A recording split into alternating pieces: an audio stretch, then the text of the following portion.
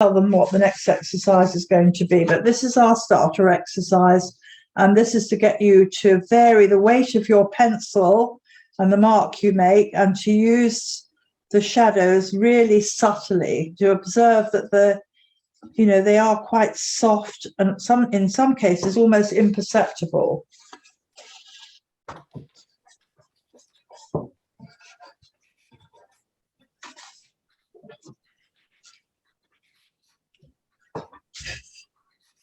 Now here, interesting enough, the line I would leave dark, but here it's almost, I'm going to try and get rid of it a bit. So you vary the weight of the actual line around, maybe even behind here, actually on the paper itself, that this is lying on. I'm going to put some tone, so you're reading that rather than a line, if you know what I mean.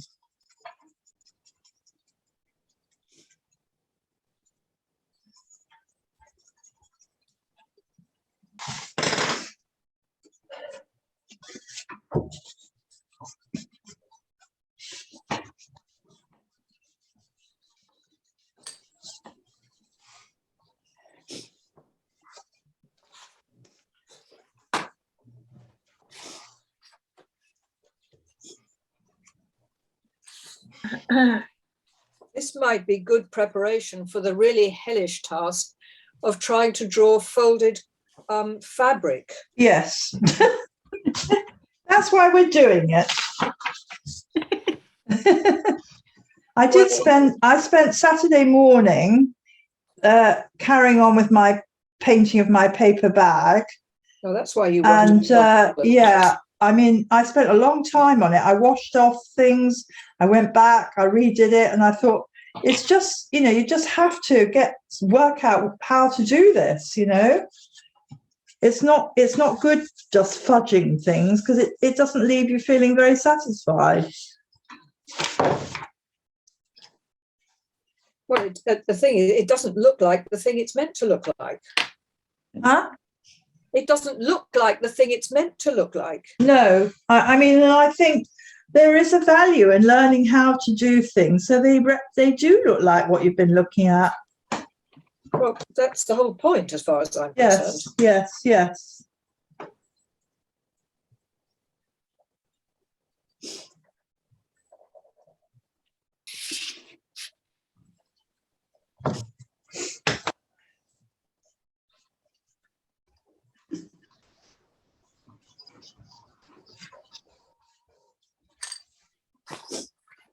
I don't know if you can see, but I've taken out this line here.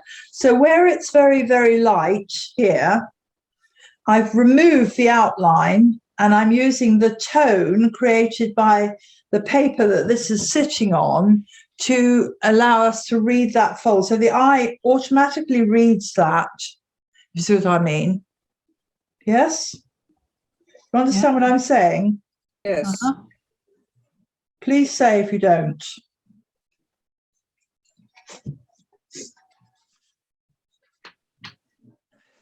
And here, where it's a little bit, darker, there's a bit more shadow, I'm going to put a bit of line in, but, just be careful. It doesn't need to be, it can be the odd dark mark rather than a line, if you know what I mean. Now I'm going to deal with this corner, which really has got a sharp light line on it. So I'm going to take that line away and that line away. And what will allow you to read it is the shadow on the inside, on the actual paper itself.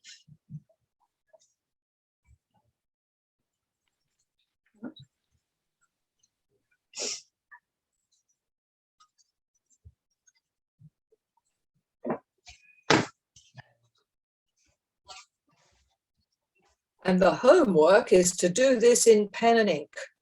Oh, God, Chris, Prue, no. Don't give her ideas, Prue.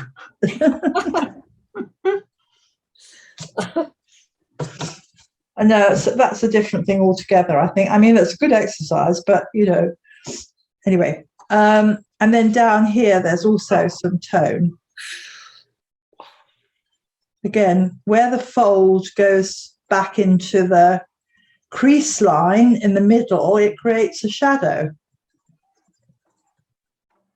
I mean, I may be stating the obvious, but it's very interesting, I think, when you come to draw it.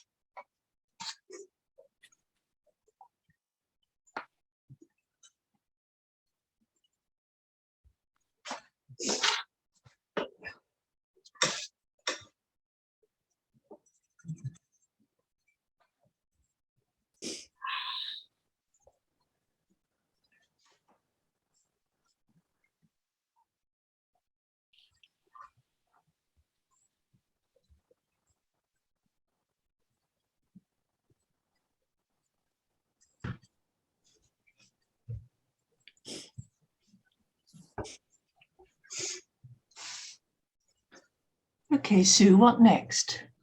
Right, now this is, I don't know if you can see it, is this. I crumpled up a piece of cartridge paper, A4, put it on in place of where the one with the hole is, and drew that.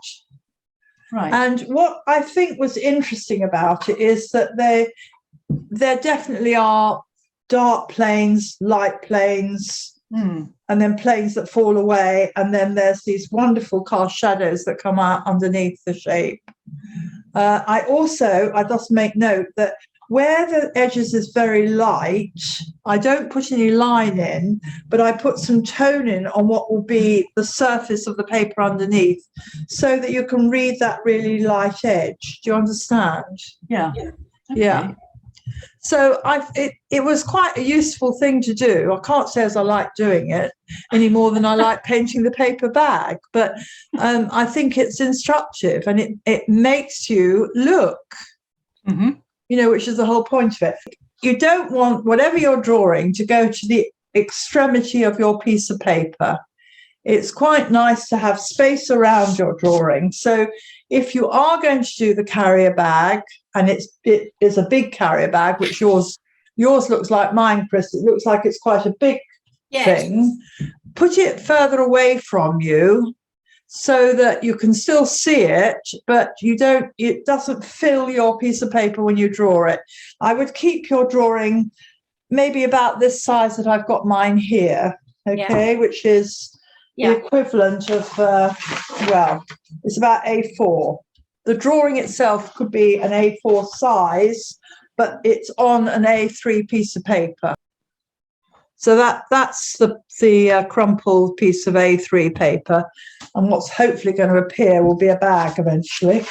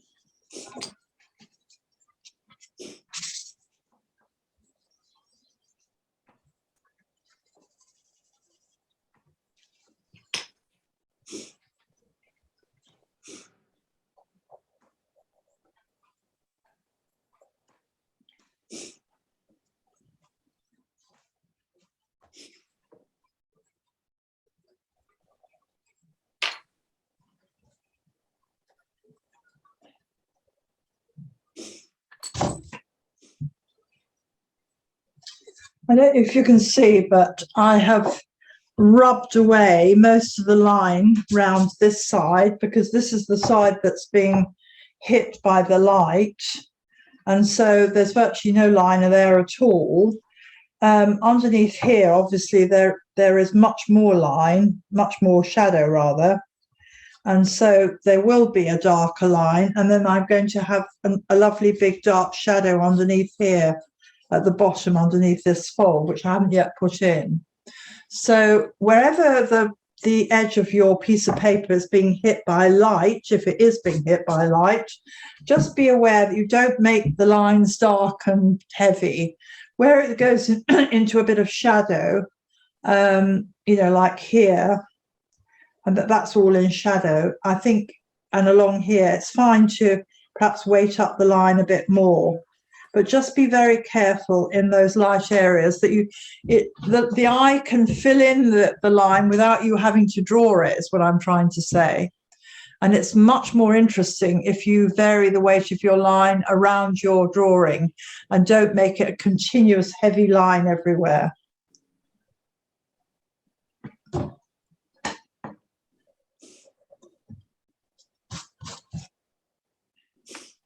I mean, that's all too heavy as well. That fold line is hardly there. I've got marvelous dark shadow down here.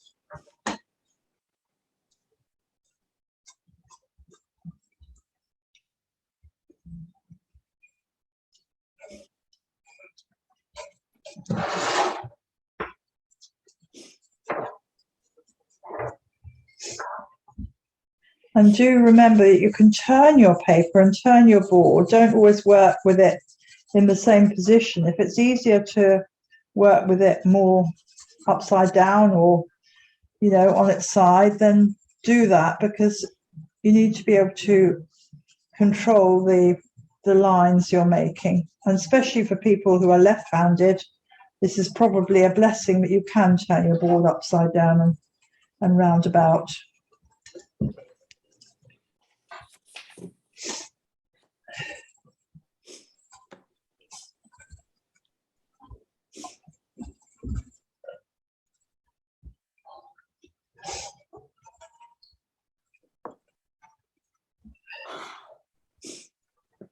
Get these wonderful abstract shapes being created.